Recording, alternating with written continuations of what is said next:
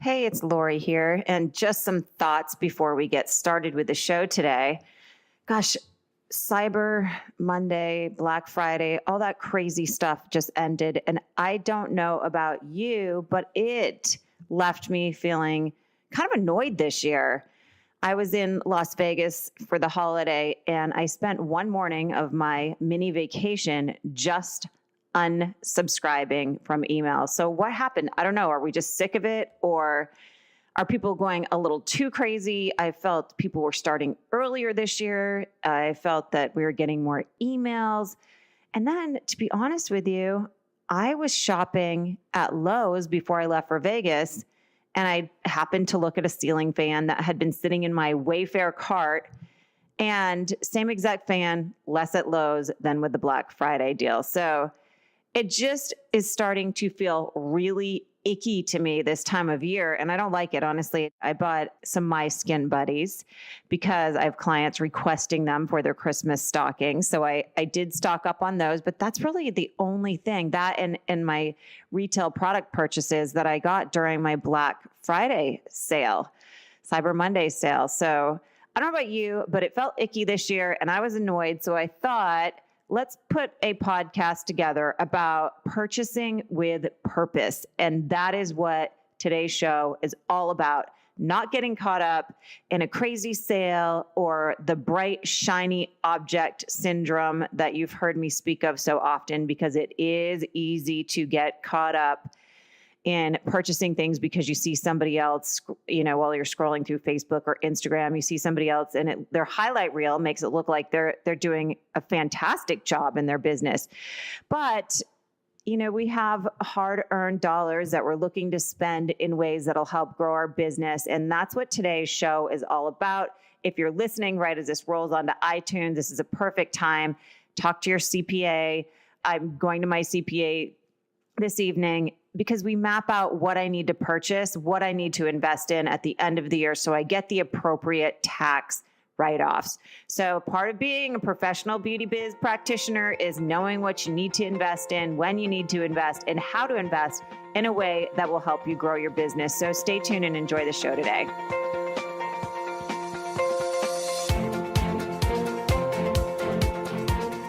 Hello, and welcome to the Beauty Biz Show. I'm your host, Lori Crete. I'm a licensed esthetician, spa owner, industry consultant, speaker, and journalist, and the founder of the Beauty Biz Club, which is the only professional, success-based society designed to dramatically up your bookings, increase your profits, and provide you with industry-specific resources that are needed to succeed. If you'd like to know more about how you can become a member of the Beauty Biz Club, please visit beautybizclub.com. Now I invite you to join me as I feature inspirational messages from industry gurus and practical tips to tap into your best success. Stay tuned for some serious beauty biz entertainment.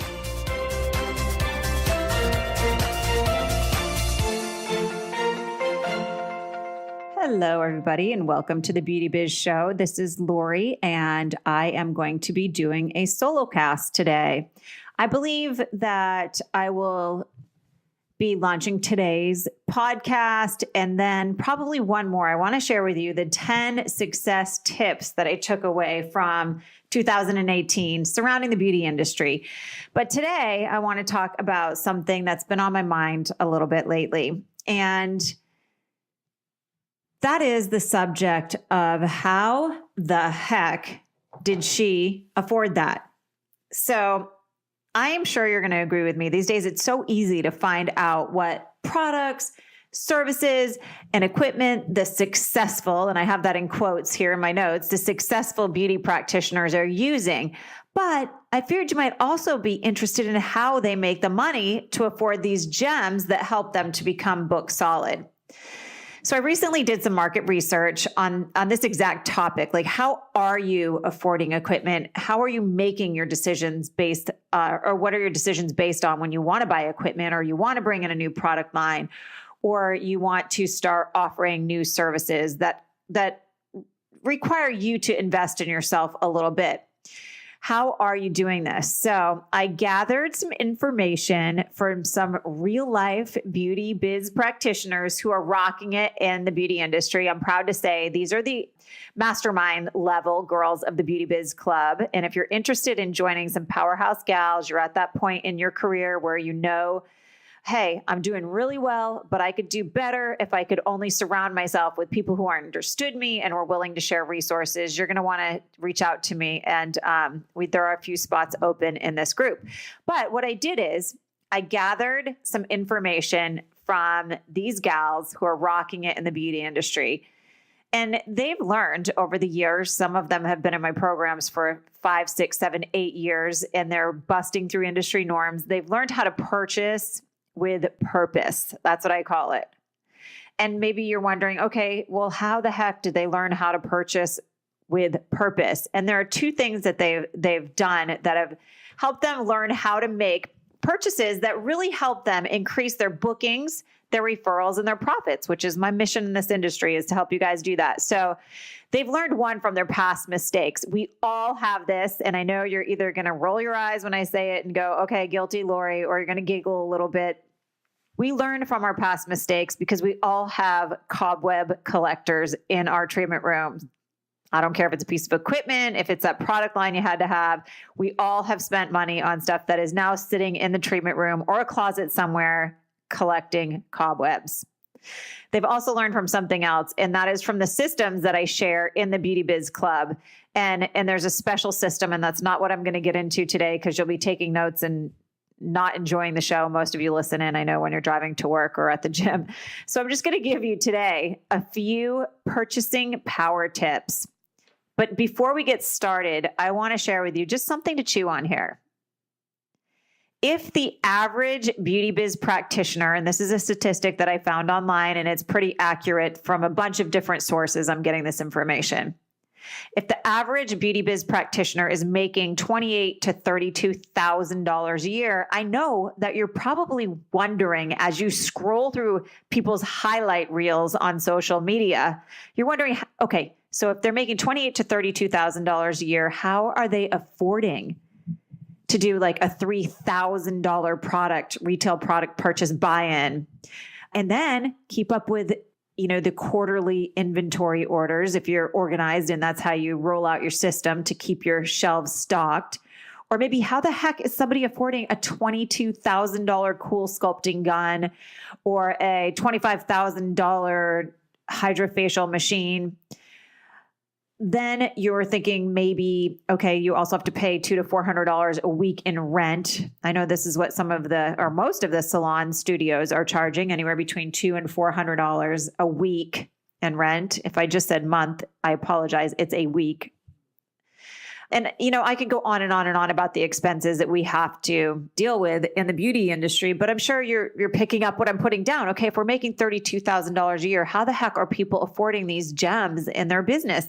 These things that we feel now because social proof is telling us we need these things to be really successful. How are they affording it? So I want to share with you today just some quick tips on how you can bust out of the industry norm, break through the 6-figure mark, and position yourself to afford the gems of business tools that you desire. So we're going to talk about the no-nos first, meaning what not to do when you want to do something for your beauty biz. So I'm just going to roll out a list of things not to do if you're thinking about purchasing a piece of equipment, if you're thinking about investing in a training to take your business to the next level, or if you are wanting to bring a new piece of equipment in.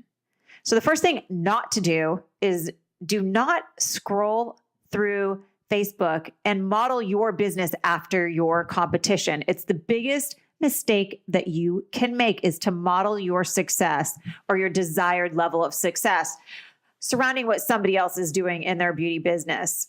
The second mistake, the second no-no, is do not listen to somebody who doesn't get the beauty industry or has no right to be dishing out advice surrounding your specific business. The best thing you can do if you want to bring something new into your business is to get on the phone, pick it up, and call a mentor or a coach in the beauty industry who will sit down and create a strategic system with you surrounding. I have a system that I use and that my coaches use in the Beauty Biz Club to help you decide, and it's reverse engineering the sale.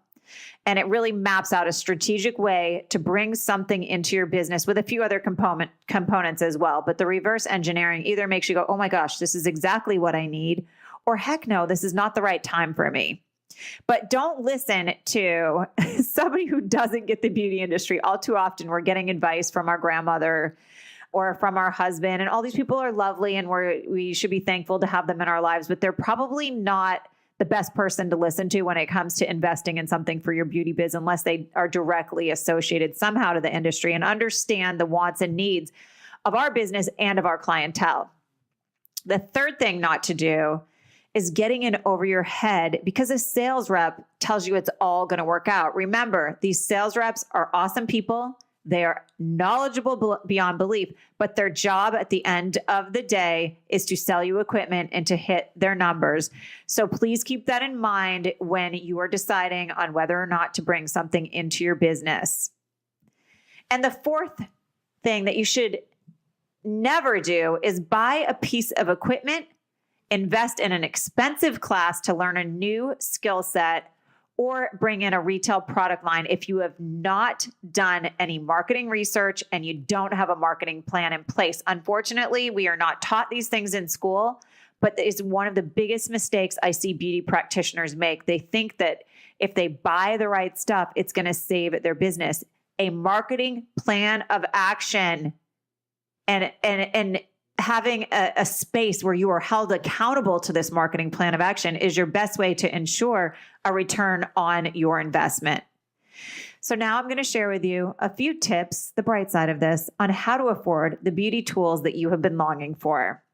Here's what I did.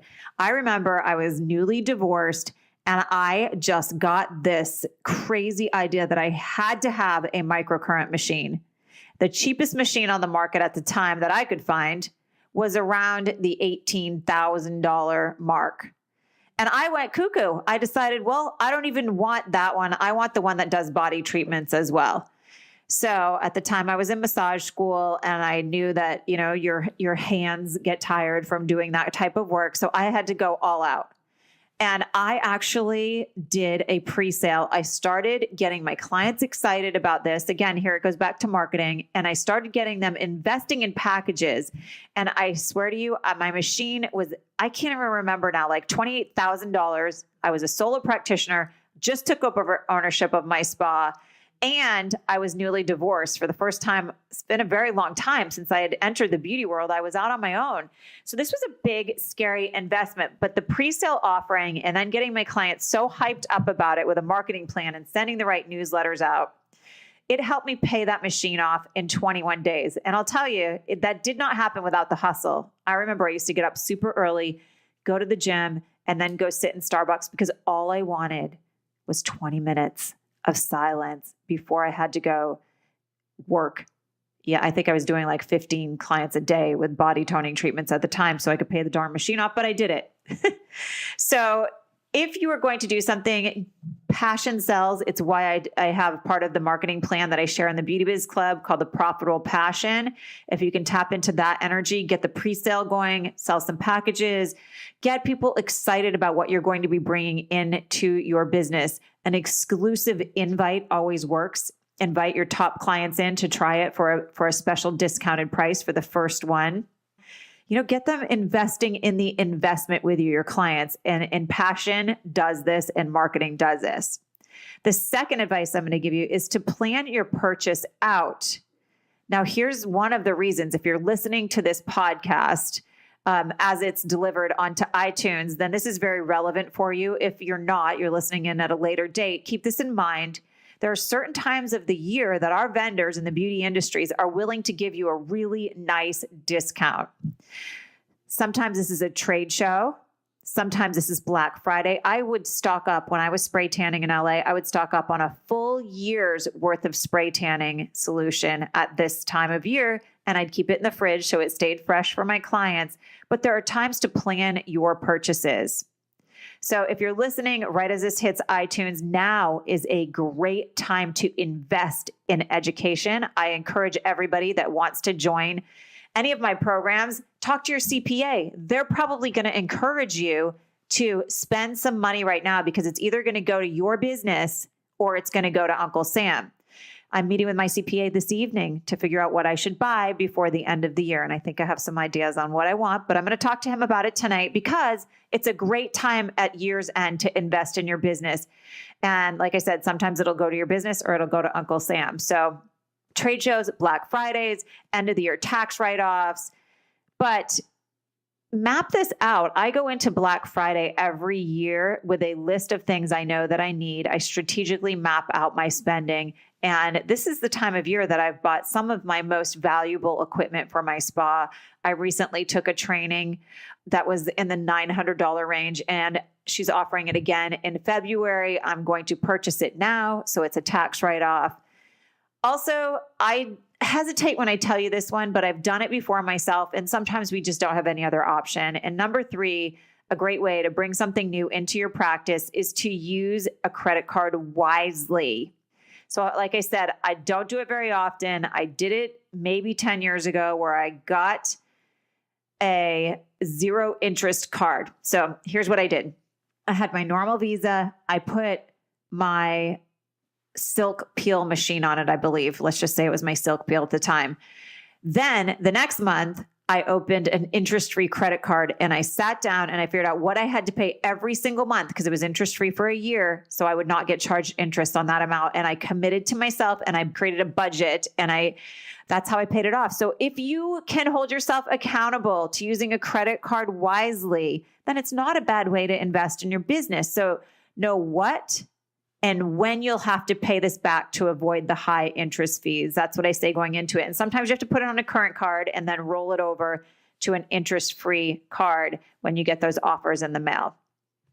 The 4th way to bring a piece of equipment, to invest in a training, to bring in a new product line is ask about financing. Many product and equipment vendors offer this type of support. It's usually with a little bit of a higher interest rate. But hey, if it's the only way you can do it, again, budget out what you need to do to pay this back, get some passion going in your business, have a marketing plan, and you can make this work as well.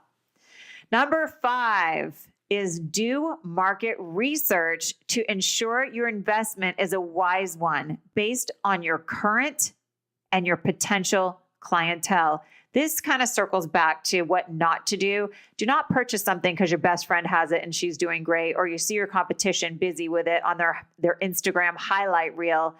Do some market research. Start asking your clients if it's something they'd be interested in it. And sparking this curiosity, again, goes back to the passion. See how this system of marketing and bringing something strategically into your business all ties together. So do conduct market research and have a marketing plan in place. That is number 6. Do your market research and have a marketing plan in place. Now, I'm not going to keep you because I know we're really busy right now this time of year. Our spa's busy. The holidays with our families and parties keep us busy. But if you need help with this, I ask you to allow me to be your guidance gal because this is what I love to do. Head over to the Beauty Biz Club, where our mission is to provide you with the tools needed to design a profitable practice that attracts clients and generates loads of referrals and ultimately increases your income. Thanks for joining me today. Again, I think I'll be rolling out one more podcast this year before I gear up with some great interviews next year. And I believe early December, I'm going to roll out my top 10 lessons that I learned in 2018 surrounding all things beauty. Okay, have an awesome day. Thanks for joining me, and I'll be back with you soon.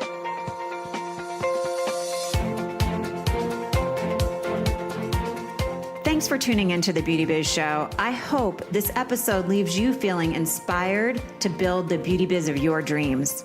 If you'd like to know more about how you can become a member of the Beauty Biz Club, the only professional success-based society designed to fuel your success by providing you with the ongoing resources that are needed to excel in the beauty industry, please visit beautybizclub.com. Again, that's beautybizclub.com. Also, if you'd like a copy of my free report, Top 10 Secrets of Successful Beauty Biz Practitioners, please visit LoriCrete.com.